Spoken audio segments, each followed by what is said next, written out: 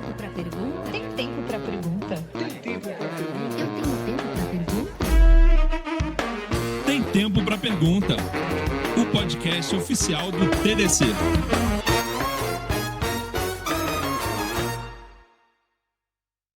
Olá, estamos de volta com mais um Tem Tempo para Pergunta, o podcast oficial do TDC, gravando mais uma temporada direto aqui do TDC São Paulo 2025. E o papo hoje aqui nesse episódio é sobre governança de inteligência artificial. E para bater esse papo comigo, eu tenho a honra de receber aqui Juliane Paulista, que é executiva de AI e Dados do Banco do Brasil. Seja muito bem-vinda ao podcast. Eu que agradeço, a honra é toda minha, viu? O privilégio de estar aqui com vocês conversando.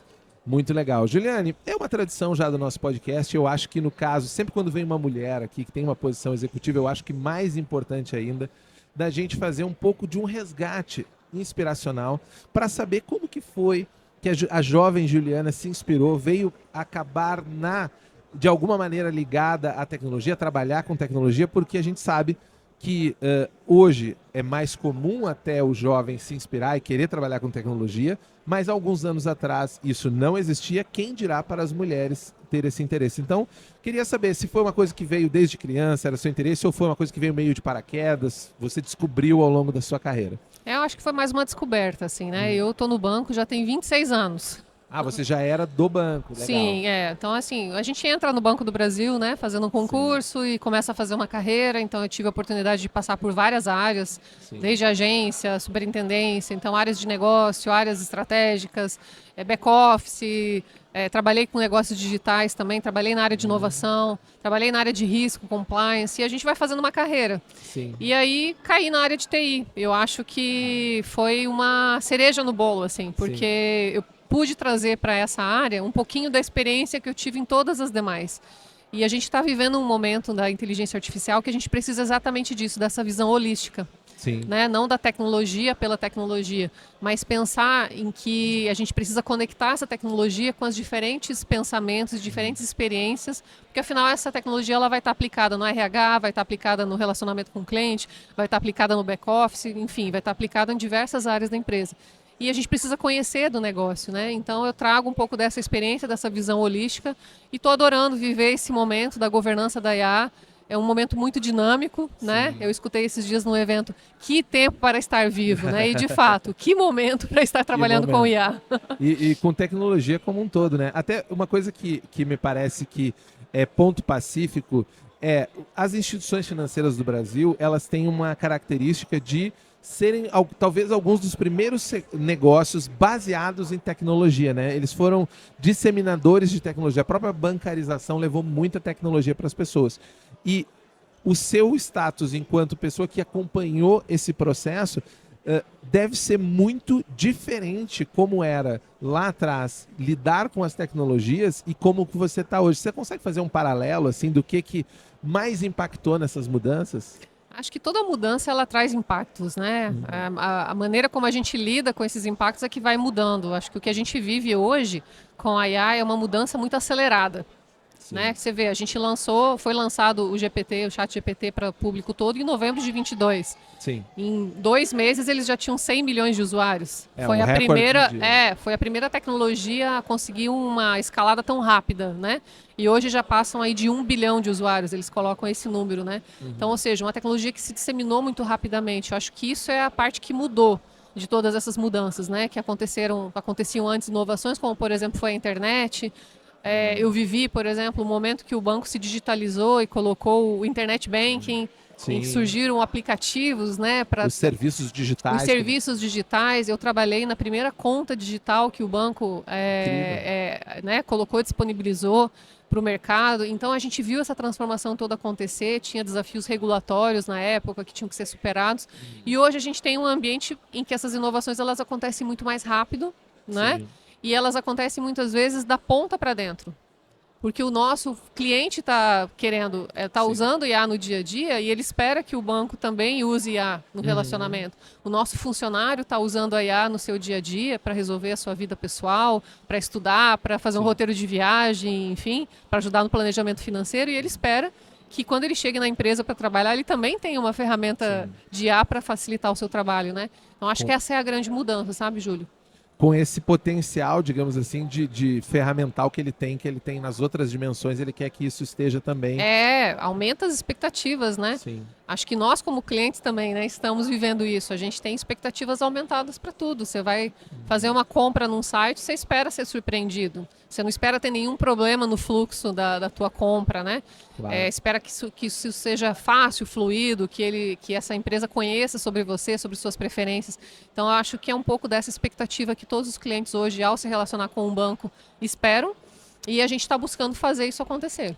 E eu acho que, pensando um pouco nessas transições e que você falou, né, a velocidade hoje de mudança é muito grande. A inovação, ela tem essa característica de pressão, né? A gente está sempre pressionado a buscar novidade. Mas como saber, dado que os ciclos agora são tão curtos, né? Eu tenho certeza que muitos executivos hoje, mesmo empreendedores de médio porte, eles se sentem numa encruzilhada. Será que eu abraço essa inovação? Isso faz sentido na minha empresa? Como que você enxerga no seu dia a dia o parâmetro para dizer, não, este pode ser um melhor caminho para a gente seguir? Acho que assim, aquelas velhas regras, elas não caíram por terra ainda, né? A gente precisa testar rápido, errar rápido, aprender rápido e continuar inovando nesses ciclos, né? Eu acho que essa ideia da inovação, ela só ganha mais força quando a gente tem uma tecnologia que viabiliza isso de uma forma mais rápida, mais intensa. Mas esse paradigma da inovação, eu acho que ele continua sendo uma realidade, né? A gente costuma dizer que... eu gosto de uma palavra uma entrevista uma vez que o Jeff Bezos deu, né? E perguntaram para ele, Jeff, né, o que você acha que vai mudar mais nos próximos 5 anos, né? E ele respondeu assim, olha, eu acho interessante porque sempre me perguntam aquilo que vai mudar, mas nunca me perguntam aquilo que não vai mudar. E eu acho que a pergunta certa é o que não vai mudar. E aí ele falou sobre os clientes sempre vão querer preços mais baixos, sempre vão querer ter uma experiência melhor de compra e foi dando outros exemplos, né? E falou que aquilo era o grande foco da Amazon naquele momento, focar naquilo que não ia mudar. Então, eu acho que como quando, um alicerce da estratégia. eu trago esse paralelo aqui para dizer assim, olha, a gente tem muitas incertezas de fato quando a gente pensa sobre inteligência artificial, muitas dúvidas do como vai ser, como que vai ser agora com os agentes de IA, né? Eles vão ser pessoas entre aspas, né? Sim. Trabalhando no nosso quadro ali, eu vou ter que, além de gerenciar uma força de trabalho física, eu vou ter que também gerenciar uma força de trabalho digital, Sim. né? São dúvidas, são incertezas, como que isso tudo vai funcionar. Mas a gente tem algumas certezas também, a gente precisa se agarrar nelas. Então, inovar vai ser sempre necessário. E a inovação, ela sempre vai começar por problemas. Sim. Por a gente se apaixonar por esses problemas, explorar bem esses problemas, e aí talvez a solução para aquele problema envolva uma IA. E aí a gente vai experimentar com essa IA uma forma de resolver aquele problema de negócio. E essa velocidade, ela faz com que uma tecnologia que ainda tem uma característica que eu acredito que é muito experimental, né? As LLMs têm uma característica muito experimental, os próprios agentes, a gente está agora começando, como você mesmo disse, né? Buscando entender qual que vai ser o papel deles. Como que eles se encaixam numa estrutura? Porque quando a gente pensa banco, a gente e o público em geral, né? A gente pensa numa estrutura, bom, é muito monitorado, tem que prestar muita conta, tem riscos enormes relacionados. Como construir trazer essas tecnologias extremamente experimentais, conseguir experimentar, que você disse, nós temos que experimentar, dentro de uma estrutura tão... não digo monolítica, até porque os bancos já mudaram, essa característica não é mais tão específica, mas uma estrutura até tão regrada, tão protocolar, né? Porque o banco ainda é bastante protocolar, né? A gente é regulado, né? Assim, sim. Então somos... E aí falando em Banco do Brasil, além de toda a nossa tradição, temos aí mais de 210 anos de história, né? Sim. Mais de 80 milhões de clientes, 84 mil funcionários. Então somos muito grandes e temos uma responsabilidade com a sociedade também, né? Até por conta do nosso controlador. Então, quando a gente pensa sobre inovar, nós não podemos nem assumir riscos que são desnecessários ou que vão expor o negócio, né, a um risco muito grande, mas a gente também não pode não correr riscos. O Silvio Meira nos falou hoje, eu anotei essa frase, né? O maior risco é não correr riscos. Sim. Né? É o risco de parar, de ficar estagnado. né? De decidir, eu não quero correr esse risco, então eu vou ficar estagnado, não vou inovar, e aí a certeza de que eu vou ficar para trás. Vai ser obsoleto, Né? tem a obsolescência. Em muito pouco tempo a gente vai ser obsoleto, né? Isso. O ChatGPT, vou pegar aqui novamente como exemplo. Quantas versões novas ele trouxe só neste ano? Sim. Né? Muito rápido Muito a forma ra- com que ele modifica. E interessante você citar o ChatGPT, porque ele é um exemplo de mudança muito rápida de foco, né? Ele já mudou algumas vezes do que eles iam focar, né? Exatamente. E eles têm a resposta em tempo real, Sim. né? Porque o consumidor e a pessoa que está utilizando ali, eles estão utilizando isso como aprendizado. É quase que um experimento em real time, né? Que eles Sim. estão fazendo. Mas eu acredito que, por mais que eu acredito que seja uma demanda que eles não têm a regulação que um banco tem, essa regulação exige que vocês tenham um preparo e até uma orquestração desses sistemas experimentais muito diferente. Não, né? certamente. A gente tem mais de 800 soluções de IA desenvolvidas no banco, né?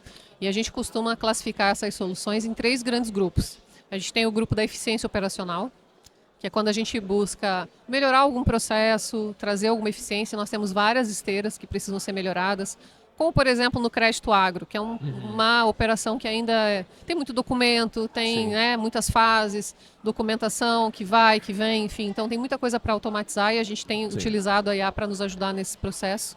A gente tem um outro bloco, que é o bloco dos resultados, onde a gente busca trazer novos modelos de negócio.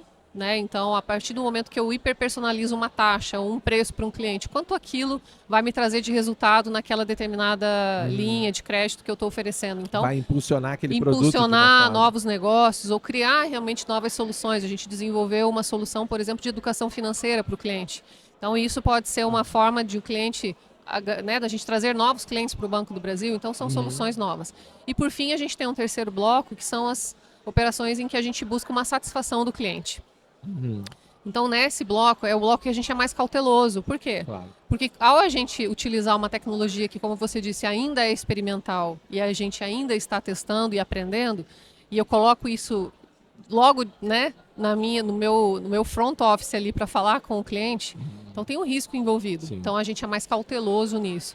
E nós estabelecemos, né, você falou um pouquinho de governança mais cedo, nós estabelecemos uma governança exatamente para isso. Sim. Só para você ter uma ideia, a gente testou 2 modelos de mercado que estão aí sendo amplamente utilizados e fez vários testes. Nós desenvolvemos uma abordagem de governança para fazer uma validação, uma homologação desses modelos antes que eles sejam usados. Internamente, isso. A gente não pode pegar uma tecnologia de mercado e simplesmente fazer um plug and play. Porque, como você disse, tem risco envolvido. Então, eu preciso validar, preciso ver... Deixa eu ver como é que vai se comportar nesse caso, naquele caso, e aí desenvolver os guardrails adequados. E olha só, Júlio, o que aconteceu. Esses modelos, eles falharam em cerca de 70% dos testes. Que é inadmissível. Inadmissível, exatamente. Então, se a gente fizesse simplesmente um plug and play, olha o risco que nós estaríamos incorrendo. Nossa, incrível. Aí, a partir do momento que nós mapeamos isso e mapeamos cada uma das vulnerabilidades, das fragilidades, aí a gente consegue tratar, desenvolver guardrails específicos e aí a gente tem muito mais segurança no uso.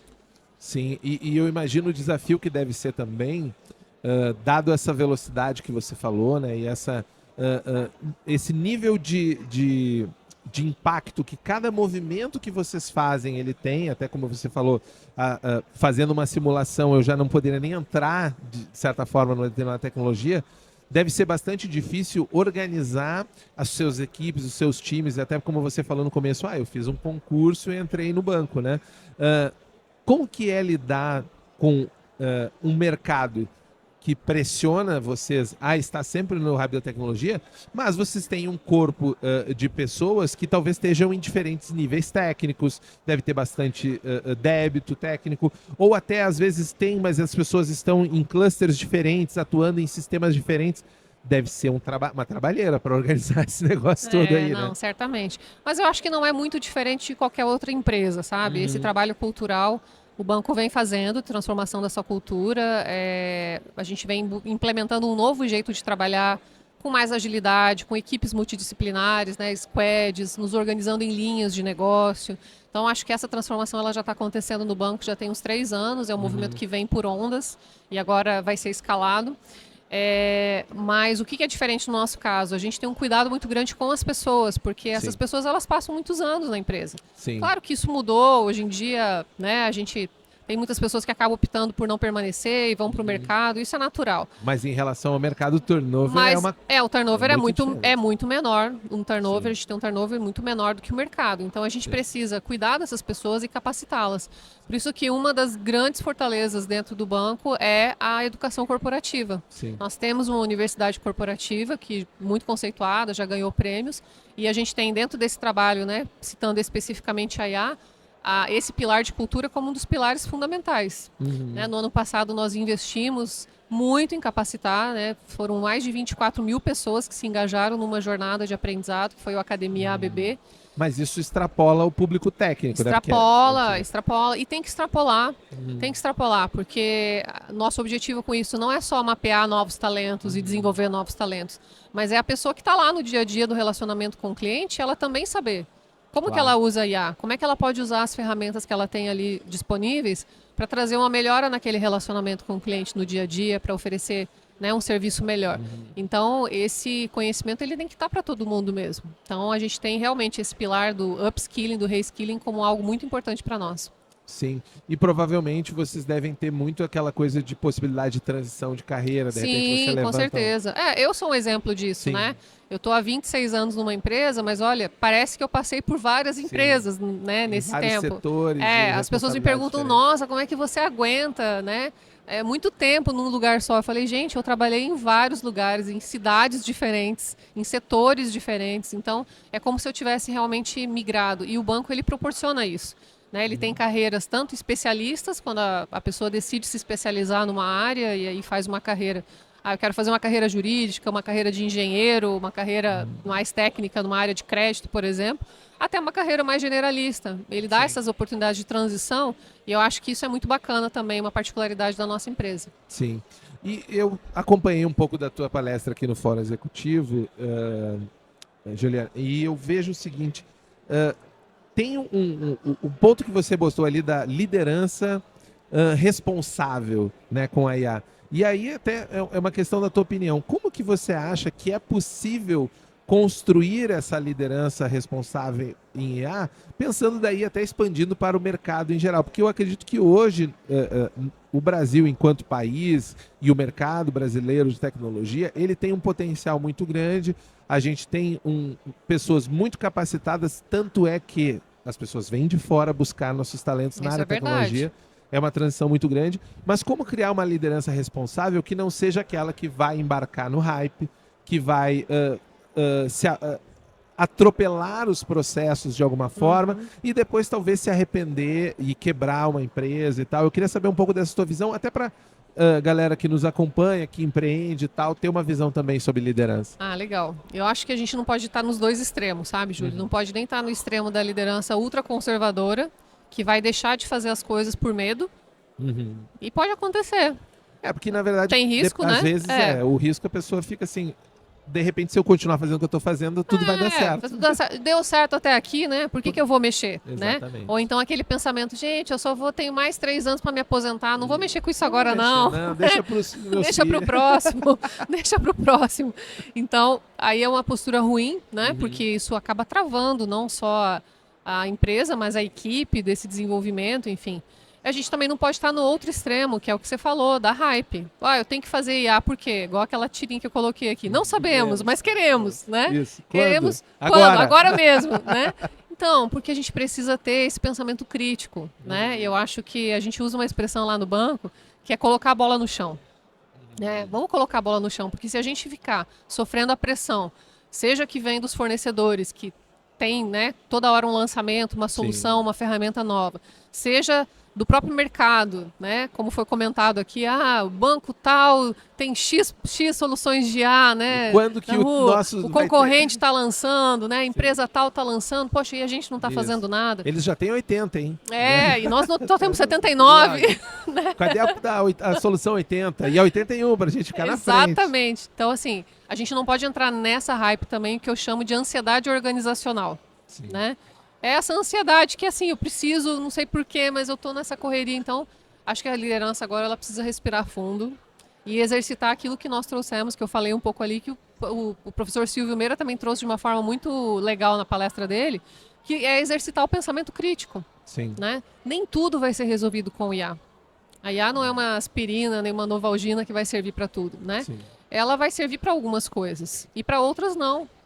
E para aquilo que ela vai servir, a gente precisa pensar em quais problemas ela vai endereçar. Talvez os problemas mais simples sejam os mais complexos e sejam os mais importantes, né? Sim. Coisas do dia a dia, a gente estava falando, toda vez que a gente vai viajar, né, a gente tem aquele processo de pedir passagem, escolher o voo, escolher a hora do voo, escolher o hotel, né?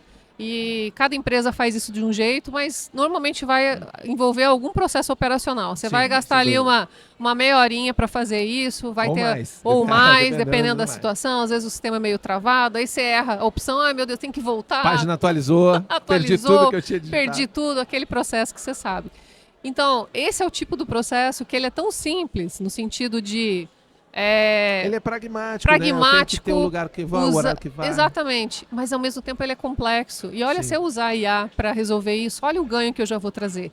Eu estou falando aqui de uma coisa simples do dia a dia, né? Que está aí na realidade de todas as organizações, né? Depende talvez um pouco de uma múltiplo acesso a dados diferentes de orquestrado, mas sem dúvida é algo do dia a dia. É algo do dia a dia. Então vamos começar por esses pequenos, Sim. vamos dizer entre aspas, problemas que são simples. Quando a gente vai resolver, a gente vai ver que nem é tão simples assim, né? Sim.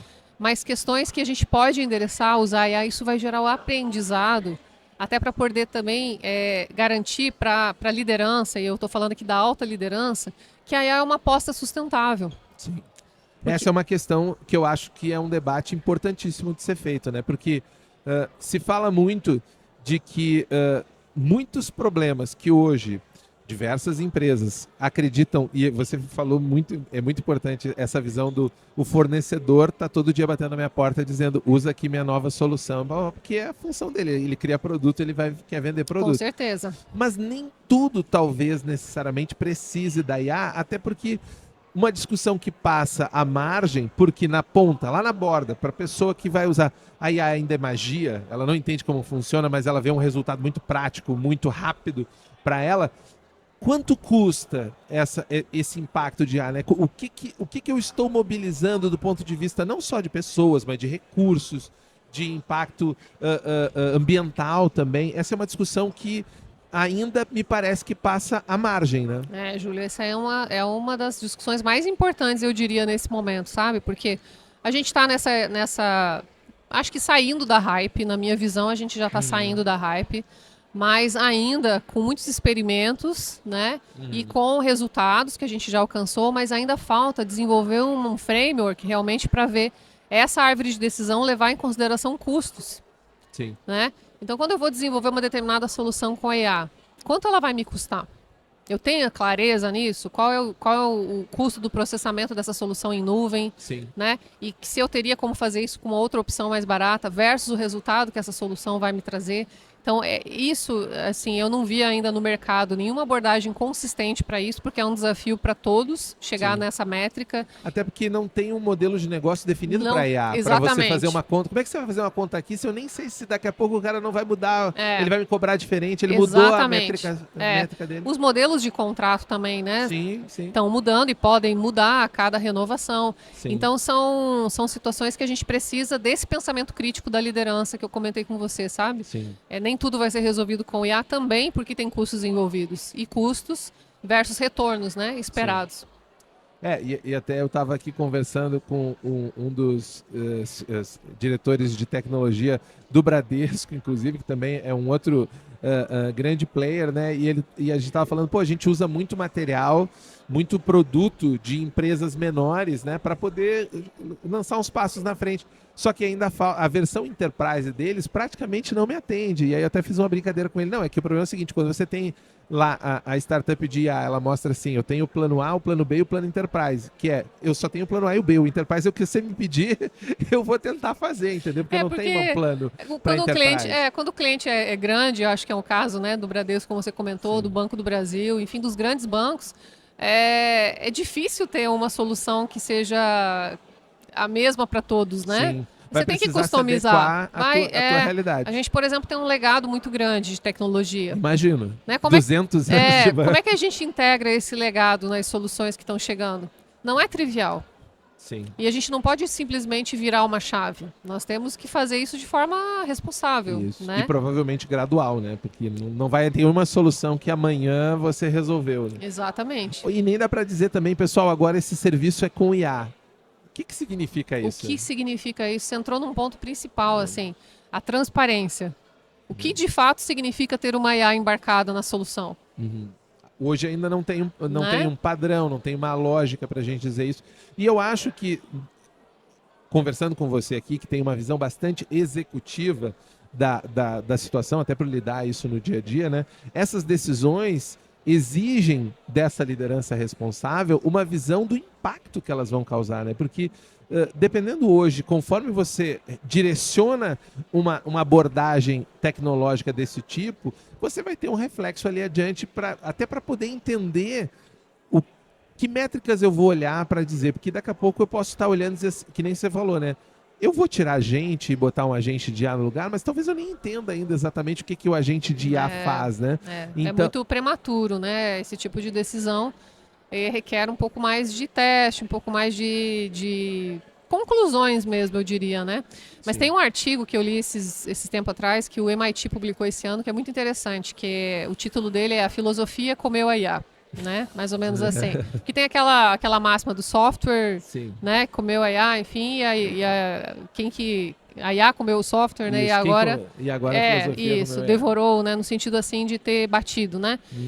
E aí, o que é a ideia que esse artigo traz? Assim, ó, o maior debate hoje, né, sobre a IA, ele não é um debate tecnológico. Porque a tecnologia está aí e a gente sabe que ela pode fazer muita coisa. Sim. Ela pode ser usada para o bem e pode ser usada para o mal também. Aliás, pode ser muito mal utilizada, Isso. né? Inclusive, a gente vê que colocando cada vez mais tecnologia, custo cada vez mais baixo na borda, o que você ganha? Você ganha imagem falsa, você ganha vídeo de Exatamente. deepfake, é a coisa mais... pornografia infantil, é o tipo de coisa que torna-se muito mais fácil. Quando a gente está falando de tecnologia, dependendo... Eu sempre pergunto assim, para que exatamente a gente precisa Exatamente. de um aplicativo que troca meu rosto com outra pessoa? Parecia muito legal quando eu comecei a mexer no celular. Depois eu vi onde é que isso ia dar, eu fiquei assim, cara, talvez a gente não precisasse desse aplicativo. Exatamente, né? você tocou num ponto muito importante. E a gente vê manchetes tristes, né, como essas, quase todos os dias. Esse tempo atrás foi de um casal, né, dos pais que estão processando a OpenAI, Sim. porque o filho estava ali há mais de 7 meses conversando com o ChatGPT, falando sobre suicídio. E ele reforçou, né? E ele reforçou e em nenhum momento ele alertou, né, alguém para aquele fato, né? E não houve nenhum gatilho, nenhum lugar gatilho. para dizer assim, gente, segura aquela interação lá que vai dar ruim. Exatamente. Então, assim, pensa no risco disso, né? Sim. Então, por isso que esse artigo do MIT, ele fala muito sobre esse debate filosófico, que não é a tecnologia pela tecnologia, mas é até onde nós, como seres humanos, vamos usar essa tecnologia. Será que eu preciso dela? E se eu preciso dela para quê? Como você falou, né? Eu preciso, né, de algo que troque o meu rosto e me faça parecer 40 anos mais jovem. Para que eu preciso disso? Isso. Para que depois eu me olhe no espelho e não me reconheça, né? E cause um problema aqui, né? Psicológico, enfim. Então são coisas como essa, até o nível de informação, que tipo de informação eu quero que ela gere, porque eu tenho que começar a decidir. Eu vou acreditar no que ela está falando ou não? Sim. O que a IA fala é uma verdade ou é uma verdade construída, Isso. entre aspas, a partir de uma realidade que eu mesma alimentei? Claro. Né? E a gente, hoje, basicamente, se você está fazendo uma fotografia digital, você não tem mais nenhuma imagem verídica de você mesmo. Qual né? é a verdade, afinal, né? Você vai ter que achar uma máquina analógica para dizer, não, agora eu bati uma foto que essa aqui sou eu mesmo. Porque ela sempre dá aquela corrigidinha mais... Eu percebi isso quando eu comecei a ver que eu tirava uma foto da minha filha e dava um loading. Aí eu... Não, mas peraí, por que ele tá dando esse loading? Aí eu olhava, ela dava aquela mexidinha para um lado. Pronto, já não é mais a foto original. É isso, é a busca da verdade, né? Isso, sem dúvida.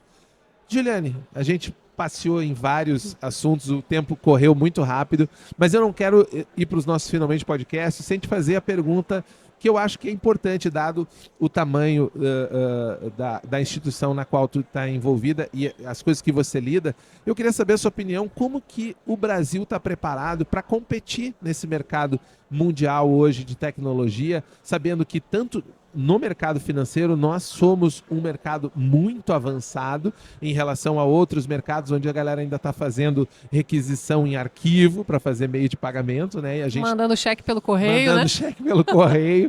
Como que você enxerga o nosso posicionamento do ponto de vista de competidor de tecnologia em relação ao mundo no setor financeiro? O setor financeiro é um grande player, né? Assim, de inovação e tecnologia, um dos que mais investe. Só no banco eu posso falar. A gente dobrou o investimento em tecnologia nos últimos 2 anos, né? Então, e isso tem se traduzido em a gente ter um parque tecnológico super avançado, Sim. né? E essa não é uma realidade só do Banco do Brasil, é dos outros grandes bancos Sim. também, que também investem muito em tecnologia, né? Tem um relatório, caso você queira depois conferir, que é o relatório de tecnologia da Febraban, que traz ali esses números e mostra o potencial que o mercado financeiro tem. Os meios de pagamento, eles mudaram muito, né? No Brasil, aí, nos últimos anos, o próprio Banco Central promoveu várias dessas inovações. São temas muito relevantes, Júlio, assim, quando a gente pensa em soberania, né? Claro. E, inclusive, em questões geopolíticas aí, mundiais, né? Quem é que vai dominar a IA? Quem é que vai dominar a tecnologia, né? Sim. O Brasil, ele se organizou para isso. Existe um plano, que é o Plano Brasileiro, né, de Inteligência Artificial, com várias ações, exatamente para poder estruturar um caminho que busque essa soberania do país, né? Então, eu sei que esse plano tem várias ações lá envolvidas, entre elas capacitação, investimento, inclusive investimento para que nós tenhamos o nosso próprio LLM, né? Sim. Mas acho que são questões muito críticas mesmo, para que o banco e os bancos, eles têm eu acho que assim, uma responsabilidade, inclusive, Sim. de promover isso, sabe? Sim, sendo como mediadores, né? E ter uma visão de futuro também para essas abordagens. Muito legal, Juliane. Eu acho que deu para ter uma visão muito ampla aqui, né, sobre essa abordagem de IA.